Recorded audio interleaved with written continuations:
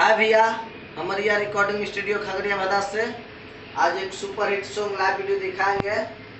Singer नयन नीतीश का, जो कि बहुत ही अच्छा सॉन्ग गाए हैं और आशा है, पूरा विश्वास है कि आप लोगों को जरूर अच्छा लगेगा। और डीजे धमाकेदार सॉन्ग है, जो कि इस बार लगन में डीजे पर तहलका मचाने के लिए आ रहा है ये सॉन्ग। और आप लोग से निवेदन है कि प्लीज़ नयन नीतीश के ऊपर अपना प्यार दुलार और आशीर्वाद बनाए रखें। और मेरे मैथिली झनकार चैनल को आप लोग ज़्यादा सब्सक्राइब करें और ब्लैक एंड बटन को जरूर दबाइए।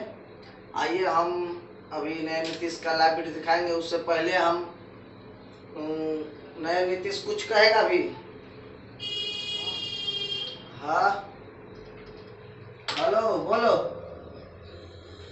बोल रहे हैं भाई नयन नीतीश को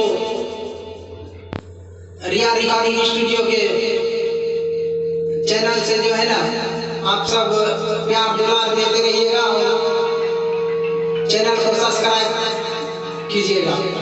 चलिए आइए हम अभी इनका लाइव वीडियो दिखाते हैं।